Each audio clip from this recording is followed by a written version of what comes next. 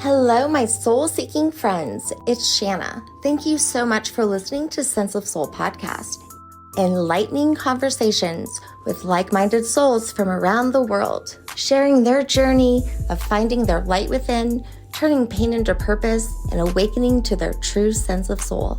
If you like what you hear, show me some love and rate, like, and subscribe.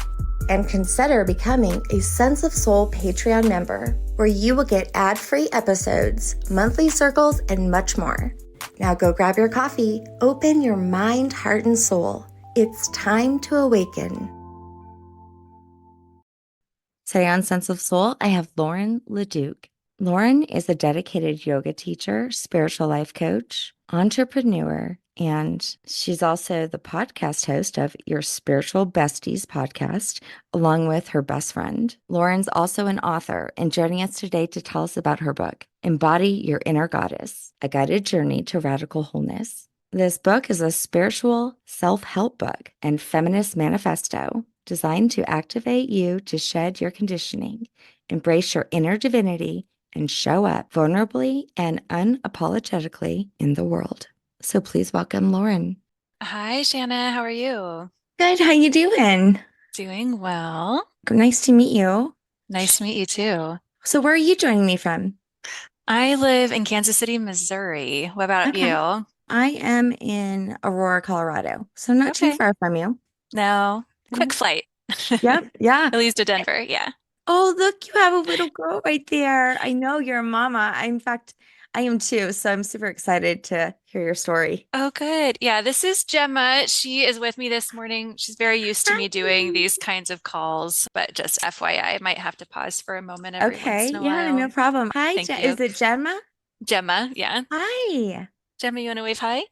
Well, She you just got into have. my makeup, so I cleaned Oh, most of it, but she had yay. mascara, just Oh, like a yes. unibrow mascara going Oh, I love those moments. on. That's so funny. I love that. I miss those days. Like back in the day when I first started my journey, I used to try to fit my meditation into my life. hmm And so, and I would have to wake up super early. And because really in today's world, you can't really go around like a Buddhist monk, not if you have a family and a busy life and a career and all those things. No, you can't. Yeah, I've totally had to figure out in her different stages and stuff how Right. to fit in my practices, how to fit in my work, and also how to be present for her. Hmm. And it's this constant dance, and I don't think I'm always great at it, but for the most Right. part, it works for us. My husband's an entrepreneur as well. He owns a busy restaurant. So he's just not physically here as much as I can be, or not nearly as much. So Yeah.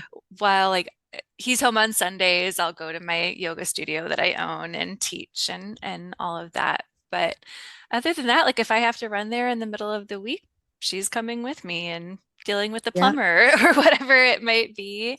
Also, I do a lot of calls like this, and I have client calls. And my book that just came out, I basically wrote the whole thing during nap time or during nursing. So I've definitely Yeah. figured out kind of this blend between being able to work with her while she's asleep, having help with the husband, and then creating some things that are really automated that I don't have to like constantly be tending to. So it's a dance. You're just trying to balance it out, and it's different for everybody. So it's kind of hard to have a one size fits all idea of what that looks like because I feel like I did a really shitty job early on with my older kids trying to balance that out. I was like running in circles and then eventually ran into a wall. Well, you must have been really young. I was in my 20s. Yeah, Oh, I had my still. first two kids and in my 20s and that was very normal for my generation. In hmm fact, I think I got I actually purchased my first townhome when I was 19. So then yeah, before I was 26, I had three kids. That sounds like my mom. I think she had all three by 29, but I didn't have her till I was 36, so I had a lot of time to figure some things out before then. And not Yeah. that I always do a great job, but I feel like I do a better job now than I would, would have for sure Yeah, then. for sure. It's pretty messy, but there's a trade-off too. You get less time with your kids when you have them older, and Mhm. people say Mm, you have less energy, but I'm in better shape now yeah. than I was in my early 20s. So I was I going to don't know say, about so that. I had my last one at 36, same. And so, I mean, she's 11 now, and she keeps not only me young, but the rest of us together in some amazing way. So, Oh, that's really cool. yeah. And I always brought my kids to work with me. I used to work for my dad back in the Did you? day. Oh, yeah. I had Barney on Hmm. and toys all over my office. It was just always like that. And I was very fortunate that my kids were able to do that. Even when Mandy and I, my co-host, we first started Sense of Soul, we always edit because there was always kids in the background running around. I shit you not, dogs barking. And one time it was hilarious. Mandy and I were up in her room podcasting. We come downstairs, and the girls who were probably 8 and 5 had decided they were going to make slime. You can only imagine children making slime. It was crazy, to say the least. Yeah, I have a podcast partner and she has a 1-year-old and a 5-year-old. So it's always just chaos. And we live Yeah. in different states, but she got to come here last week with her Oh, daughter who's 5 and my daughter who's 3. And we tried to record some live episodes. It was just such a mess, but really fun. And yeah. yeah, it's a cool thing to be able to, I don't know, just have other people in our lives who are doing this conscious raising of their kids and who have, careers and interests outside of that, and to see how people are blending it together. And it's good to not feel as alone in this kind of Yeah. different way of life. When people were farming, their kids were a part of that. And, in a different Yeah. era of time, Right. like kids were integrated into the work, but now it is very, very separate. So it's definitely like it's interesting figuring it out. Yeah. When I had my last child, around that same time, I also got a puppy. Oh God. And so, but I really, really wanted to keep my practice, which both of them was putting a dent in my practice. Yeah. So one of the things that I started to try, and it worked, I like taught them both how to meditate with me. Hmm. And they did. And actually, my little one, Rascal, my dog, he actually really ended up loving stuff like that. He loves Reiki. And if I have a client over at the house, he knows what we're doing. And the minute I open the door, he'll just like roll over on his back, like, okay, my turn. That is awesome. It was so cool. Yeah, I used to have, hours for my practice every day, especially working for myself. I was able to like create my own schedule and really anchor with the meditation and yoga and fitness and everything that helped Mhm. me feel grounded. And yeah, that all goes out the window in a way when you're tending for others. So we figured it out. It's been different at different stages of her development, but right now, Mhm. every day I do either like my physical yoga practice or some sort of like weight workout. And while I do that, she does a little with me and then runs Yep. around and plays. And then she always knows that afterward, I do my breath work. And when I do that, she gets to have milk. So it's our routine. And, Yeah. she's in there, a part of Yeah. it. And while I guess I hope that she's able to use some of these tools as she grows and that she likes it. Mhm. If she doesn't, that's okay too, but it won't be for lack of exposure. Right. And I think that's amazing because I see it in my daughter who is now 11 today, and I can compare it to my other children who weren't exposed to that at a young age. I mean, she can breathe better than most adults I know. She still today will put on at night before she goes to bed, like a spa kind of meditation music. And that's how she falls asleep. She gets herself into that space. I mean, I wish I would have known those things when I was younger. How did you get here? I mean, were you taught this or did you have to find your way there? Oh, I definitely had to find my way there. So I definitely grew up without any kind of exposure to, I don't even want to say alternative practices, but when I say that, I just mean alternative to what was around me and what was available to me at the time in my family and culturally and all that. So I grew up here in Kansas City. I moved around a little bit when I was older, but it's the Bible Belt. I grew up in like an evangelical Christian family and church and culture. That was what a lot of my friends practiced too. And so that was really all I knew. My emotional outlets were always more artistic. So I started singing at a really young age and dancing and acting, and that moved on to like some visual art and stuff like that as I got older. I also really loved to read. So I think due to that, I had this openness, even though I had a lack of exposure. When I was 17, I went into the hospital to treat anorexia. And I'd started getting pretty sick for about a year, and it came to a head. And my parents, thankfully, had good enough insurance to put me in this inpatient program. And it was there that I was exposed to yoga for the first time, where I had therapy, where I was really opened up just a little bit more to other methodologies of healing rather than just like prayer. Really, that was all I knew. Mm-hmm. And then it took about 10 years to really figure out who I am, what I believe. It was this healing journey, really, of a lot of like self-discovery. And I mean, like who I am as an identity, but also like who I am as a soul. Mm-hmm. And a lot of self-harm too, because I was still in this process of like, I don't know, not feeling like I totally fit in with what my expectations of life were to be. And I always, instead of, I think, getting angry on the outside, just took it in. Yeah, I had this fun and hard 10 years of figuring it out. And yoga really became Reiki too. Actually, Reiki was what I did first. While I Yeah. was had that exposure to yoga and had a sort of irregular practice because it was a different era, Mm-hmm. even 15, 20 Oh, years yeah. ago, there weren't yoga studios everywhere. There wasn't really YouTube with all the Mm-hmm. classes. I had a Crunch Fitness VHS tape and so, like Right? Yes. Wailana yoga VHS or something like that. And I would just like do those when I could. But yeah, I was drawn to Reiki. I was in a performance as a teen at the Rocky Horror Show and I hurt my neck headbanging. Oh, no. And My gosh. yeah, I had a friend or castmate who offered to do Reiki on it, and I had no idea what it was, but I was like, Uh-huh. yeah, sure, whatever.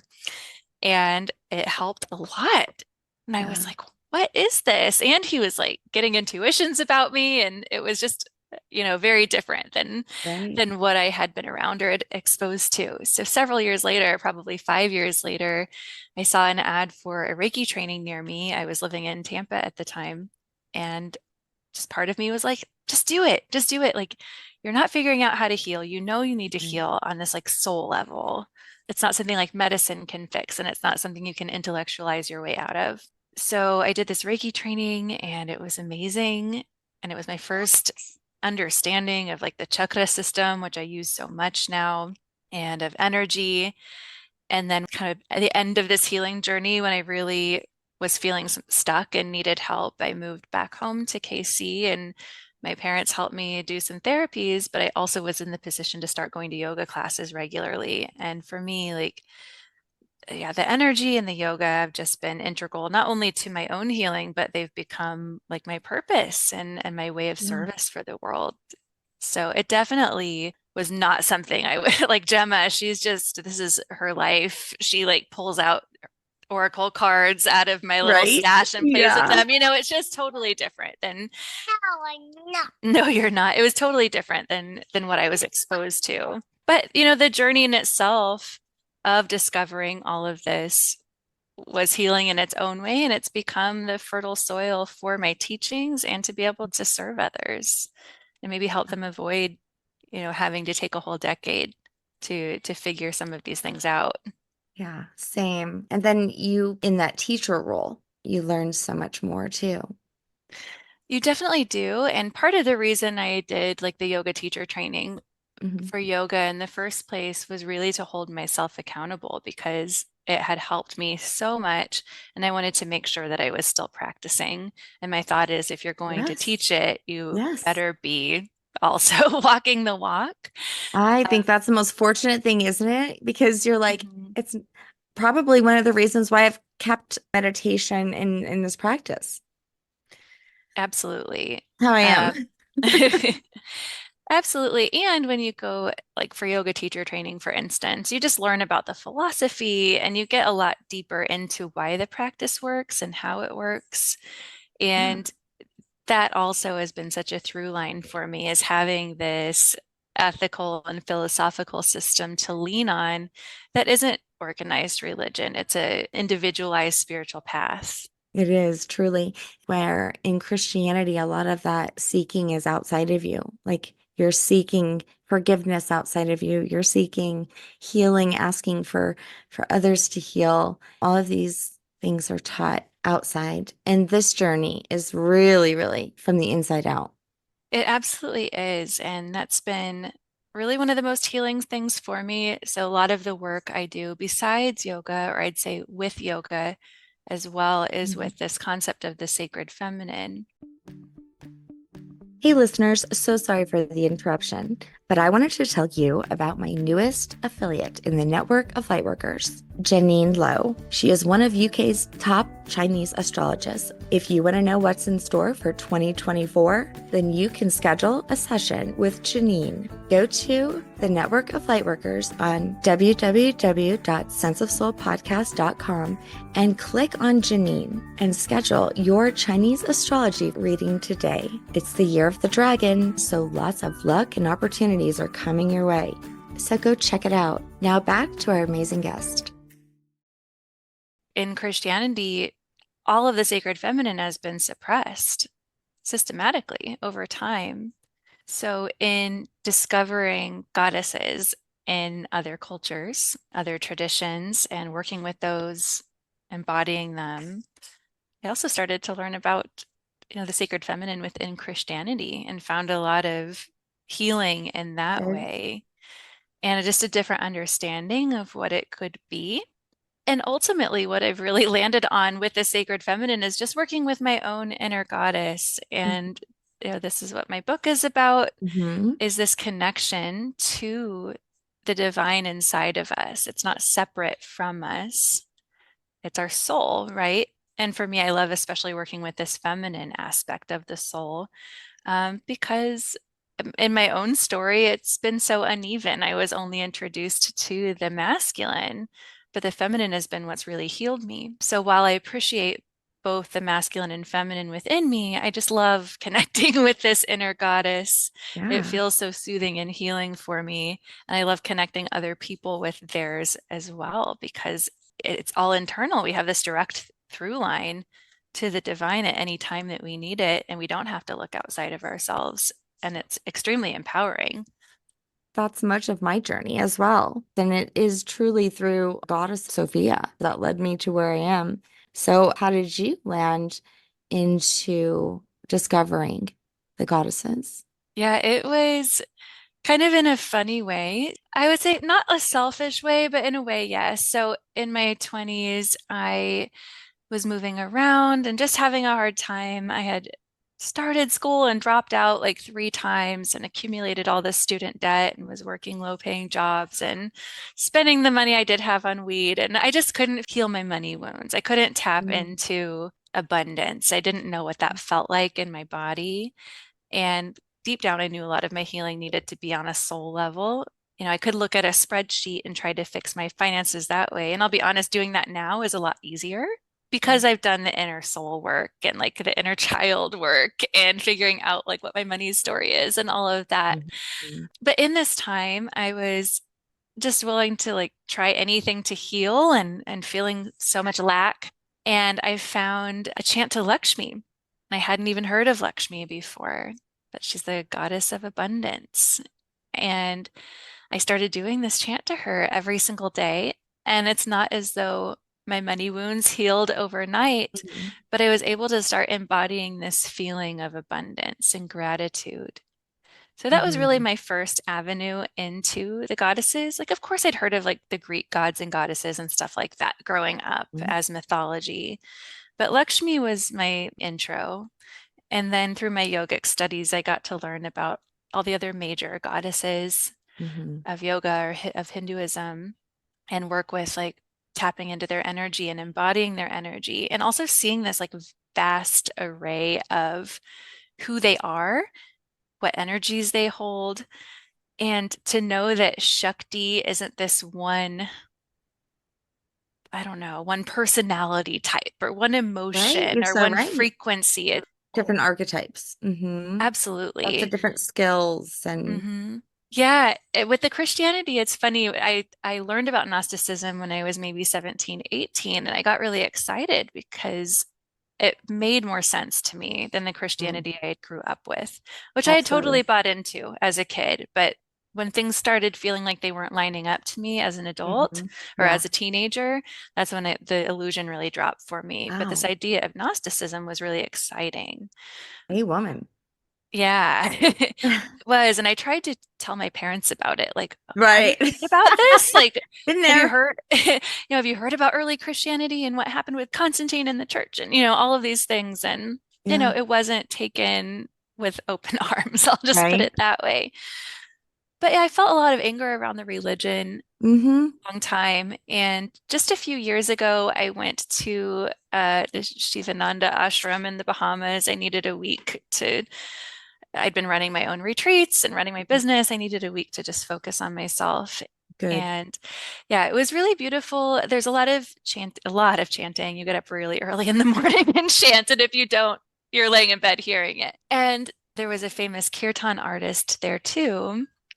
And so many of the chants are to Sita and Ram and to all of these different like avatars of Vishnu.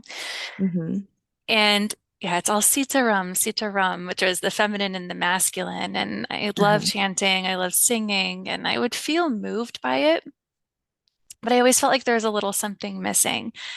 And while I was there, I got a Shirodara. I got a Ayurvedic service where they like pour warm oil on your head and then Oh, do a scalp wow. massage and stuff. And That sounds amazing. it's very lovely, and it was just a more eye-opening experience than I was hoping for or expecting. Something Yeah. happened while I was laying there, and I'd always heard of like anointing one's forehead with Mhm. oil. Right. But as I was actually receiving that service, I was like, I think that that's actually what this means. And Uh-huh. I had heard a lot about like the possibility of Jesus or Yeshua and Mary Magdalene like traveling, to different places during this Yeah. huge period of time that isn't accounted for in the Bible and learning a lot of different practices from like the Yeah. yogis or from Egyptian Yes. mystery schools. Um, and I kind of had this flash of like being Mary Magdalene and receiving this anointing from Yeshua or from Jesus. And Yeah. it was like really out of body in a way. And later on during the chanting, I was just imagining like both of them in my heart. And it really was suddenly, I felt this like major healing going on with the Christianity, with this addition of Yes. this holy The consort unification. of the Yes. feminine. Crystal Um, Sophia. This beautiful woman, Diana, she said Sophia wants to be put first in that. And I said, okay. So I said, I'm mhm. going to start doing it. So Sophia Christos. So we'll say it that way. Yeah, I love that. Yeah, they should be turned around like that. But I did feel this immense healing there. And while I hold that experience in my heart and I love the healing around Christianity, I do truly tend more now to this idea of the inner goddess because it's so Yeah. personal. Your journey is so much like mine. Mine originally started with a chant too. I had no idea what the chant was. I totally talked myself into that. I What was tricked it? myself. It was uh well, so it's not this was not the divine feminine part, but it early on in my journey when I was trying to learn how to do mindfulness, I was like, what is mindfulness? I had no idea. It was one of my therapists who suggested it. So I looked up mindfulness because I didn't even know what it meant, and I did Mhm. go to a class that she suggested, but it said something about me. I could use them. I found information. I don't even think they had videos back then on it. I found I could do a mala. Well, I couldn't find anybody that even sold malas. I want to say Lulu had one, but it was like really expensive and they were like The the only 108. people. So I made one because I was like, I mean, I couldn't find one.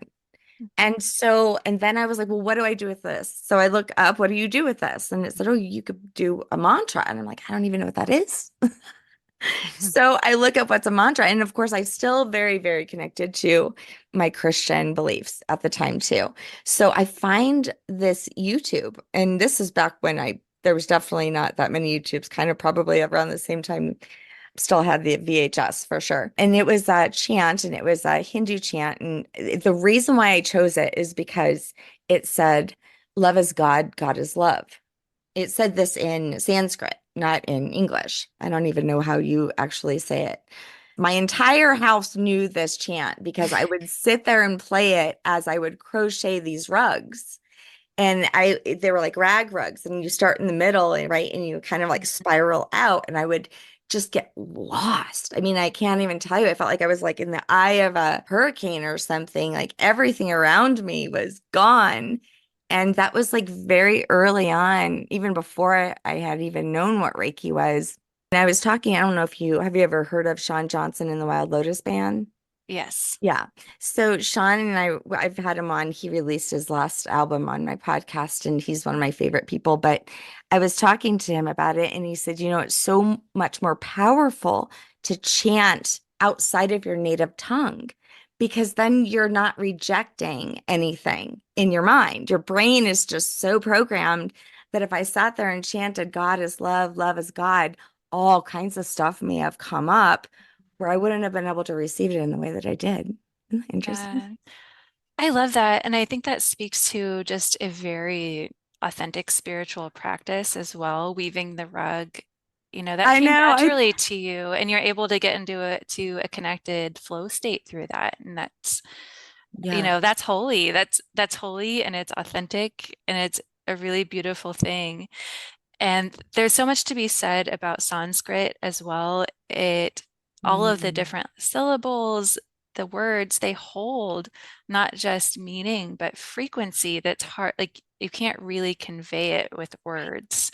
And there is something really special that happens when you tune into that.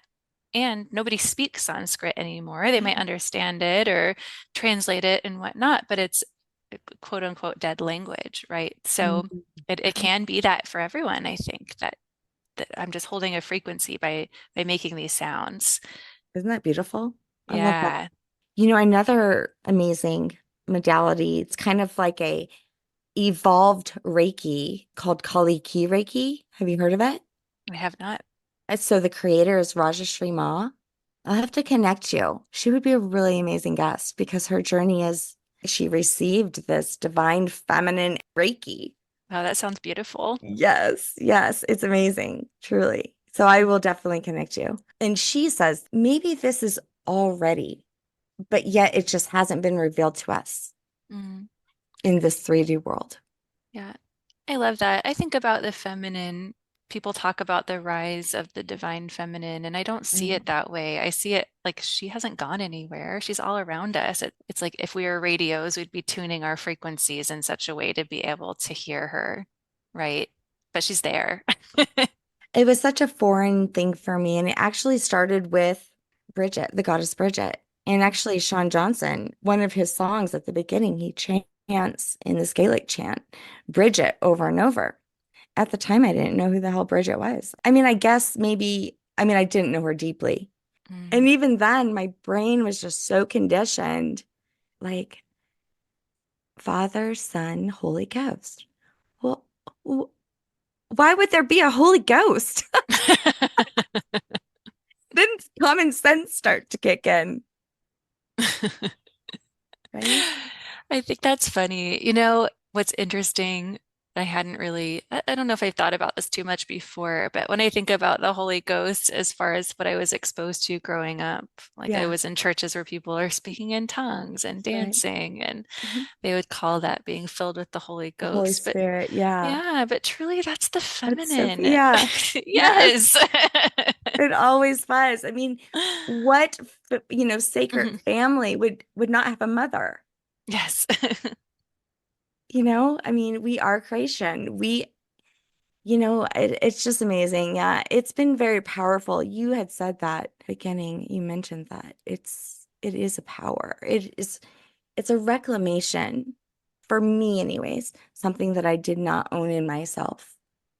Yeah, for sure, me too. And I think as I get older and go through different phases of life, I get to experience her unfolding in a deeper and deeper level. My podcast partner and I yesterday were doing a recording and kind of tuning into what we're yearning for right now. We're talking about Hmm. winter and things being dormant. We're like, what's dormant inside of us right now? And Hmm. that for both of us, that was really what we intuited were these like next phases of the goddess. For her, she was like, it's my wise woman. Yes. And for me, I was like, I think it's my dark goddess phase and not like the Mm, evil bad, but like the mystery and the nourishment of the underworld. So I'm kind yeah. of excited to see how that manifests because I can feel it within. Right. I think about that when I looked at the front of your book, how much the moon had taught me throughout my journey in discovering Sophia and learning about the triple goddess energies. And I'm moving into my crone. So amazing. Just the cycle of life and how we move into these different phases, but yet still connect to that maiden version. I'm definitely still in the mother version, but I'm welcoming, just like you said, your co-host is welcoming that wise crone, which if you look up crone, it says hag, an old hag. What a lovely word. You need to You know, change that. I personally like to look at this archetype in four parts because I Oh, think there's this space between the mother and mm. the crone, which is the wild woman. Oh, you're so true. Yeah, and talking about the moon, I have a section in the book about connecting with the cycle, like the menstrual cycle, but the moon Yes. cycle as well, if you don't have a menstrual cycle. And the luteal phase is the wild woman phase. And Yeah. we live much longer lives now than people did a couple hundred years ago. Right. Yeah, so we have this span of time, usually maybe perimenopausal through the beginning of menopause, that is not Sure. quite the crone yet, although you might be calling in some of her energy, but it's where you get to like not give a fuck. I just think of this like woman in the woods, like A hunter. foraging and Yes. beating on a drum and like, I don't know, not Yes. caring. I've been there. My neighbors think I'm crazy, I'm sure. I mean, look at the moon. It just dances across the sky. It She's does. never, It's a whole one thing. spectrum. It's a whole spectrum. And yeah, we get to, like, when we're bleeding, experience these different archetypes, but then we get to experience them within our lives as well. And the Yeah. reason I felt like it was important to talk about the wild woman is because, a lot of people talk about when a woman turns a certain age that she becomes invisible, right? Mm, yeah. And mirroring that, the luteal phase or the premenstrual phase is the one that like we dread the most, that people make fun of, like, oh, we don't want to be around her. She must be PMSing this and that. Hmm. But there is so much power to be harnessed within that Yeah. stage of life and that stage of the cycle. Agree. Yeah. It's We're not just some, so conditioned to hate it. yeah, yeah. So I want to honor her. Yes. In all of her cycles. Yes. Yes. The wild phase. Yeah. Beautiful. And so it's in your book too. Yes. Yeah. The book is divided into basically like a 7-week course where every Okay. day we're going through a different energy that lives Mm, within a chakra. And that's in my sacral section. And it's called I Cycle with the Moon. So I tell a little bit about my own story with like, my perception of periods growing up and how I've dealt with them and medical trauma I've had and things like that. And then kind of landing on this deep connection with the cycle and then how to make these different phases into your superpowers or how to like really harness the energies that it offers us, rather being something to like not think about, to shove away, or maybe to I'm not saying like anyone who takes a pill is doing the wrong thing. For me, it hasn't worked very well. I need to just kind Yeah. of, let things be and pay special attention to it and maybe adjust my nutrition and movement and stuff like that. But that's been like such an empowering practice to connect me back to the goddess as well and to the earth. We cycle Mhm. like the moon, we cycle like the seasons. It's Yeah. such a beautiful thing to connect to and to remember. Many of us just grow up so separate. Yeah. I felt like there was this distance between me and Mother Earth for decades because I was so Mhm. busy. I was living that busy mom life that I never ever stopped to really feel her beneath me, Mhm. or look up, which I do a lot. So, oh, is that a kitty? Oh, Yes. yeah. Kitties and kitties, literally. Yes, it's always somebody crawling on me. Oh my God, I miss that so much though. Now I'm crawling on them, trying to get me some. Oh my gosh. So tell me about your podcast. Yeah, it's called Your Spiritual Besties. We just turned one, which is exciting. Congratulations. Thank you. And it's with my best friend Rashida, and we do a few different things on there. So we'll interview guests like yourself who have interesting things to share and stories and expertise. But we also do monthly oracle readings. We do live intuitive readings. So we'll have someone on and read their energy. And then we discuss or teach on different topics as well. So when the pandemic hit and I was pregnant and then a new mom, I felt really isolated. I wasn't getting Mhm. to connect with others in the way that I was used to and in the way that I needed. And I found so much solace in podcasts and listening to deep conversations. I felt really inspired by it. So we were really intentional when putting this podcast out there to make it really conversational and approachable and authentic because that's what we've needed. And not everyone who listens is a mom, but we do talk a little bit about motherhood because it's just a part of our lives. Right. And it's Exactly. it's nice to have a friend in your ear sometimes. Yeah. So My co-host, Mandy, she just was funny and she was inappropriate, but made me laugh all the time. And it's just a different energy. She hasn't been with me for this entire year. oh wow. Looking back and listening, because I was pulling together clips like Mhm. over the past few days and I was crying and laughing. It just was so fun. It's definitely really gratifying doing it with a partner, but it's really like brave to do it alone. Oh my gosh, I never thought I could do this. I saw that your book is published by O Books. Yeah, yes. So Gavin is definitely one of the people who helped get Sense of Soul off the ground. It was just Mandy and I at first. And then all of a sudden, he was definitely the first publisher that started to send us people. I love him dearly. He's very intentional. He knows exactly who I will like. And he's amazing too. He's an amazing author and he's been a guest on Sense of Soul. We had so much fun with Gavin. Oh my gosh. I can't wait to have Aw. him on again because he's writing a new book. I'm gonna have to bring him on my podcast, which I hadn't even thought about because we have mostly women as guests. But I have so much gratitude for him Me and too. for the company and to help me birth this book into the world. I'm forever grateful for that. It's really an incredible thing. Yeah, Um, he's the best. yeah, and it's funny, like I was getting some feedback from different agents and publishers, and I think they just couldn't figure out like where my book fit in. And over at OBooks, they just seemed Yeah. to understand right Yep. away. Yep. I think it's Collective now, Inc. Yes, Collective Yeah. Ink. He wrote his book about a woman. So he represented her story and she was abducted. Yeah, it was really good. I love when men can write women well or write about women well, because so many do not. So many Yeah, that's could have had true. this, Oh, yeah. but it's important for men to also tap into this divine feminine Mhm. energy. I think there's a lot of talk in the spiritual community about polarities and like women only connecting with the feminine and men only connecting Mm. with the masculine. But like the truth is, we hold all of these energies within us, and to explore them is beautiful. And the feminine is inspiration and creativity and intuition. And these are absolutely things that will Yeah. make a man feel more complete and whole to really embrace and embody.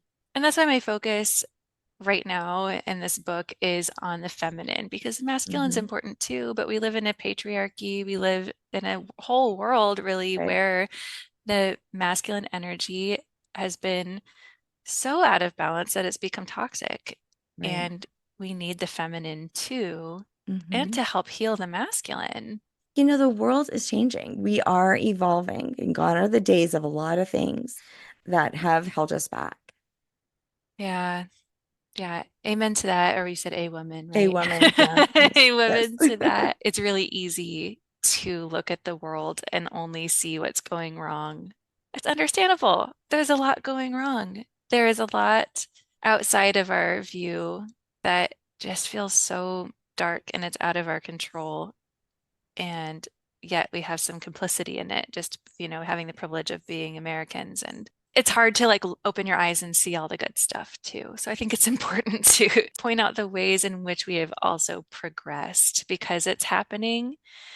I also think that it's more in the feminine for things to progress slowly over time. A pregnancy doesn't take one day, it takes 9 months. I think cultivating a sense of gratitude and also a sense of patience while we are serving, while we are doing our part is really important. I think we all want things to happen fast. We all want this like mass awakening. And I just think that I'll go into a little bit of a metaphor here because this is just the way I work. But I was talking with my podcast partner yesterday about, the things that we are celebrating from this past year. And one of the things I was talking about was like, I had set some goals and I think I met them, but I wasn't even aware sometimes because some of them have unfolded slowly over time. And I think that, yeah, we can open our eyes and celebrate these small victories that roll into something huge and to have patience because that's generally the way the world works. It isn't in massive shifts that happen all of a sudden. It can be every once in a while, but it's just not typically how things work. There is so much to be said for patience and longevity to even have a spiritual practice. You have to embody those qualities because it's not always fun to show up every day. But over a long period of time, like you're looking at your story and I'm looking at my story and their parallels, and those daily practices, those small actions have become really grounded and have created these major changes in our lives. Right. They may look different. They're not 30-minute meditations anymore, but they're 10 minutes with the tree outside. Whatever you have. Yes, for Thank you sure. so much. Tell everybody where they could find you and where they could find your book. Sure. So you can find me and the avenues to all of my different things, yoga, intuitive readings, courses, etc., at laurenleduc.com. That's LaurenLeduc. You can find me on Instagram at I am Lauren Leduc. That's the main place I hang social media wise. And the book is called Embody Your Inner Goddess, a guided journey to radical wholeness. So if you are looking for these daily practices to connect you with the feminine, this is it. It'll take care of you for 7 weeks and then however many more times you want to go through the book to come. And you can find it on Amazon, Barnes and Noble. You can order it pretty much wherever books are sold, and it's available now. Thank you. Thanks for listening to Sense of Soul podcast, and thanks to our special guests for joining me. If you want more of Sense of Soul, check out my website at www.mysenseofsoul.com, where you can work with me one-on-one or help support Sense of Soul podcast by donating to my coffee fund. Thanks for listening.